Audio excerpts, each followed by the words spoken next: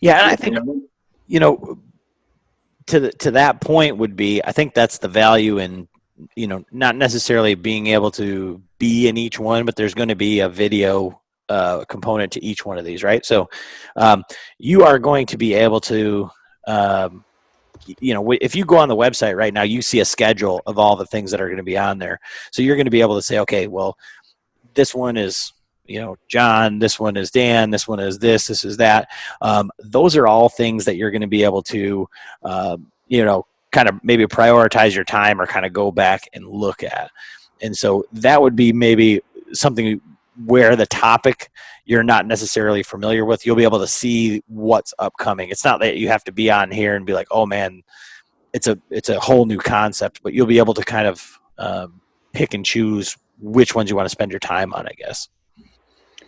But the advantage of actually being on live like you are right now, Tori, is if you have a specific question concerning your hunting, where you're hunting or your property or whatever, that's something that you can ask. And to me, a lot of times, if somebody asks a question about a specific property or how to do a specific thing, there's usually other people can take things away from that as well. So I think that's one of the advantages.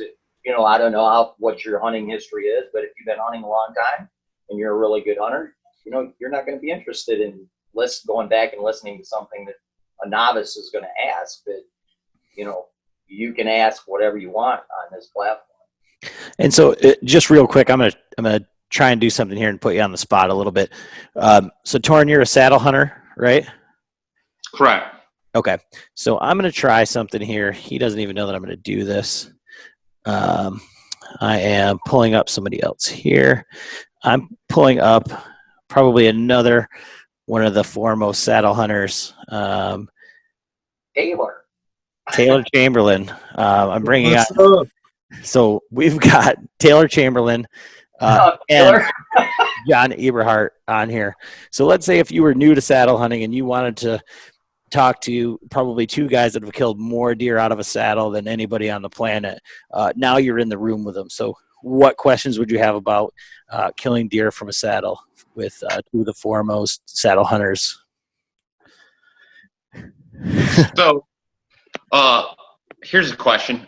All right. So I'm not a huge fan of the Ring of Steps, right? How can you... John's not going to like hearing that. I know. So I'm not a huge fan of the Ring of Steps, and I'm not a huge fan of a platform either.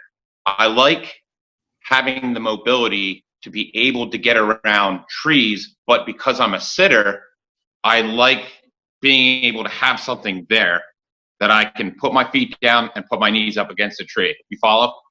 Yeah. Okay. So last year, I just ran a stick and then had a screw-in step, and I'm athletic enough that my stick, it swivels back and forth, the step. And I can just move that back and forth, and I can shoot roughly 320 degrees around a tree. So you're taking like a lone wolf stick and you're flipping you're crazy, man. Yeah, but you're limiting yourself to a tree diameter. There's no way you can hunt a very big tree and still shoot 320 degrees.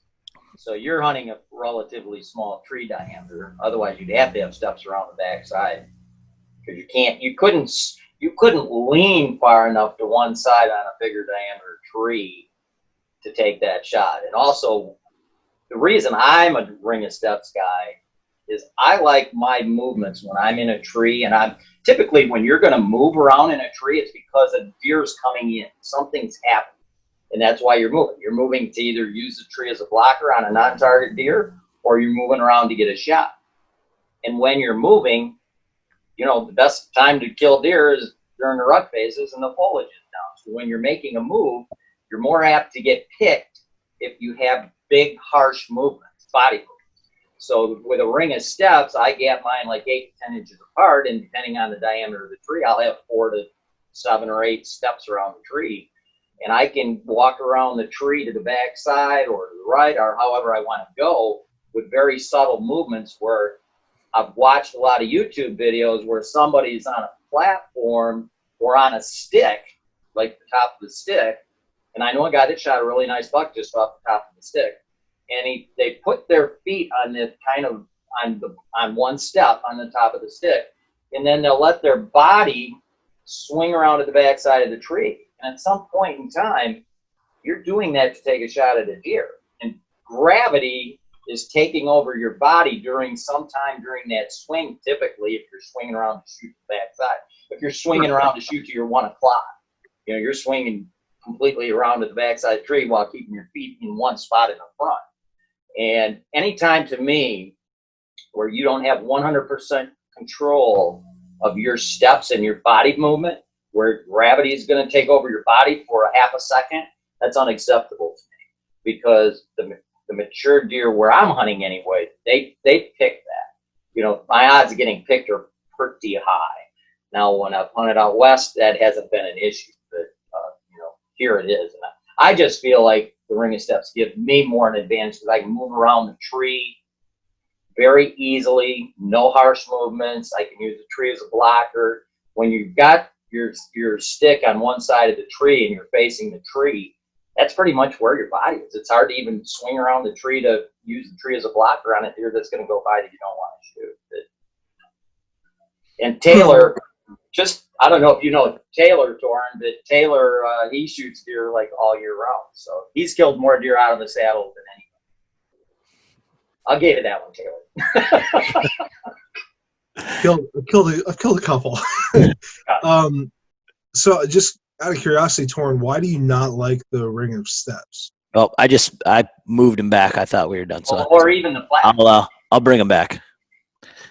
I like your cup, John. I like that cup. Very nice, isn't it? Yeah. All right, so Torrin, you can answer now. So the reason that I don't like the ring of steps is mostly just a comfort thing.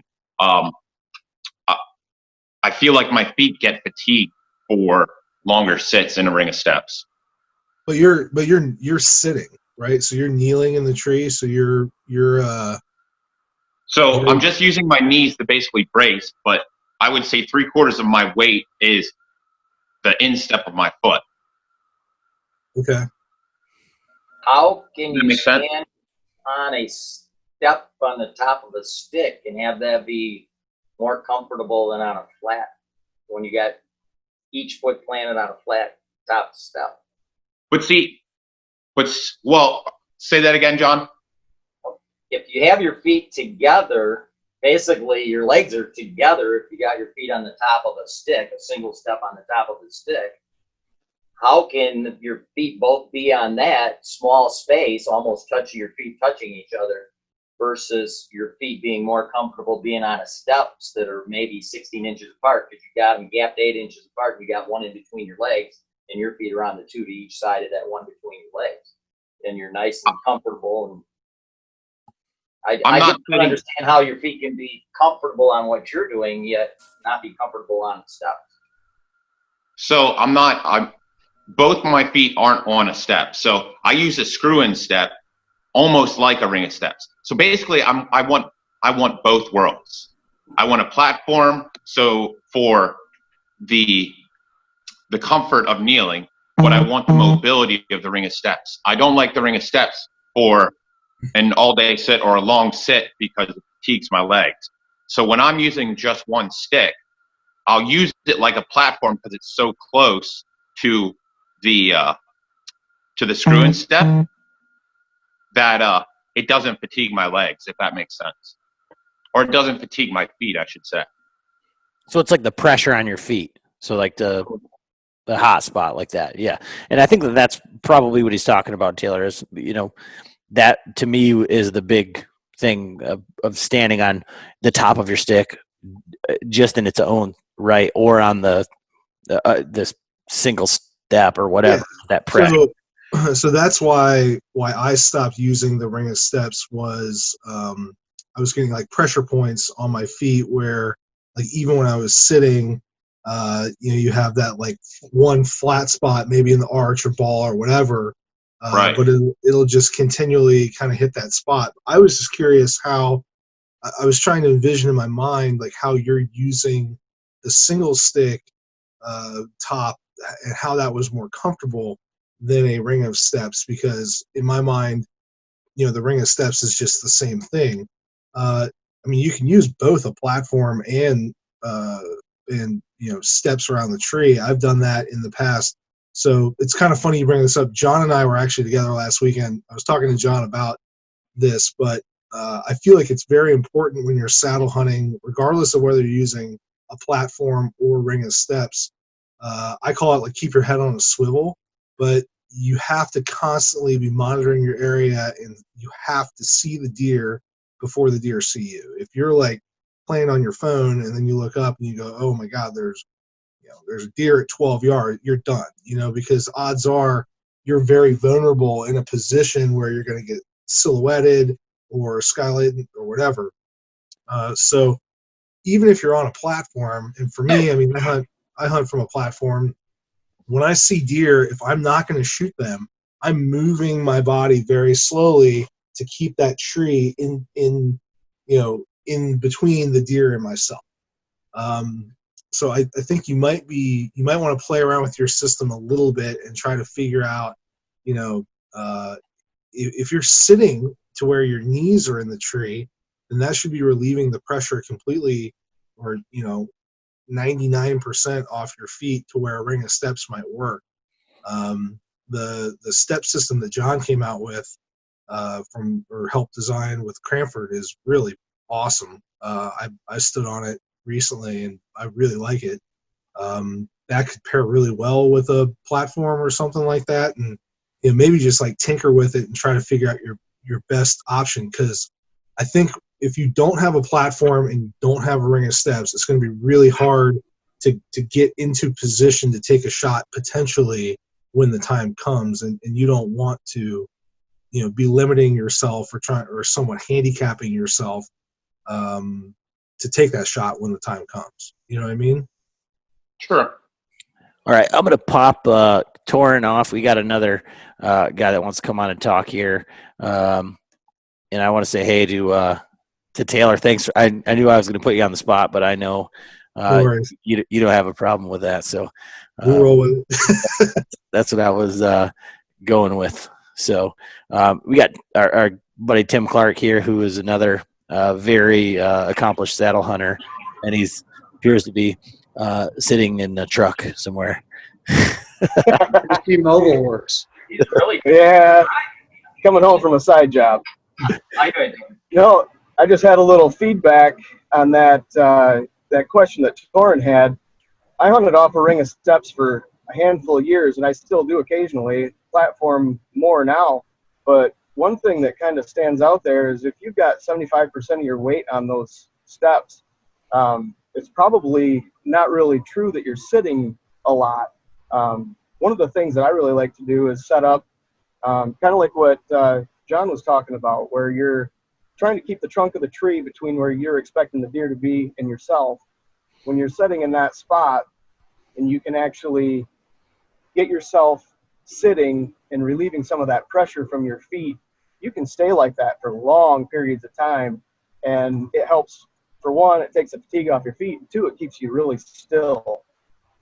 Both of those things are really cool. And I think the other part that I found to really work well for me, and I pretty much use this system a lot, is I put my platform at the same height as my stick, my last stick. And I'll put those usually with my stick on my weak side, and that lets me spread my feet a little bit, sort of like what you get with steps.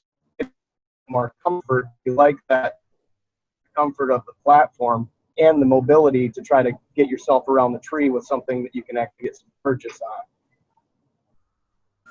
I guess the biggest thing is to try to get a little bit of that pressure off your feet by actually staying in that saddle with your knees against the tree, and it'll help to relieve that pressure and give you a long-term comfort, the ability to sit still.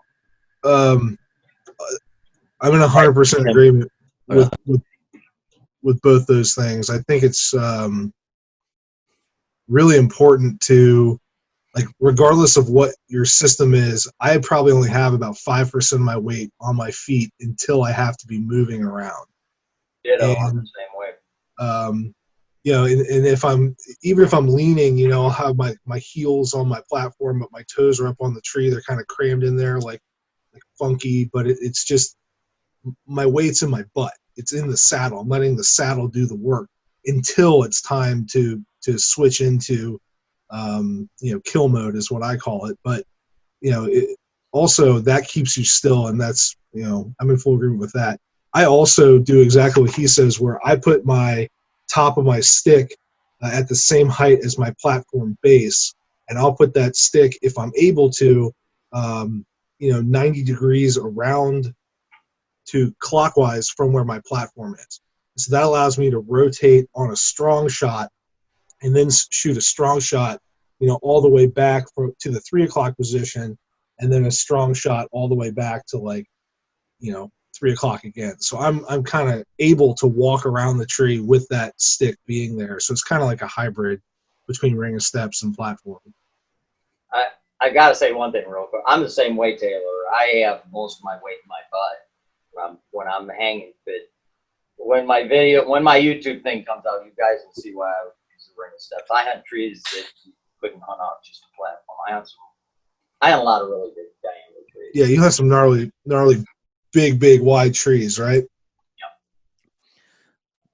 Well, I mean, Taylor, thanks for jumping on here. And like I said, all we're doing tonight is this platform right here is designed strictly for information. And I just wanted to showcase bringing guys on to talk and try to showcase that functionality.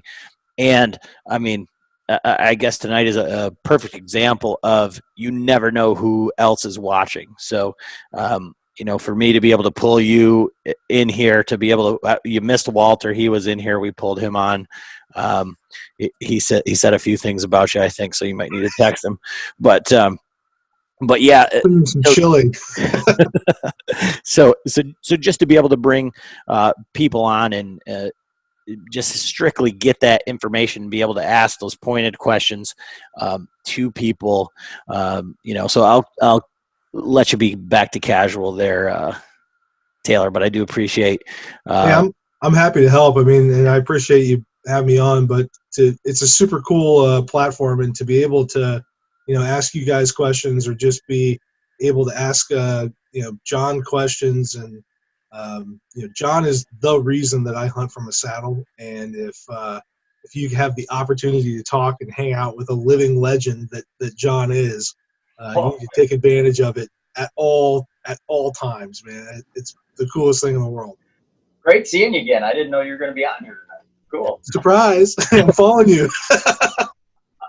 All right. Thanks, Taylor. Thanks, Taylor. Yeah. So, like I said, I'm sorry, Alex, if I keep, you know, just. Oh, this is awesome. Jumping.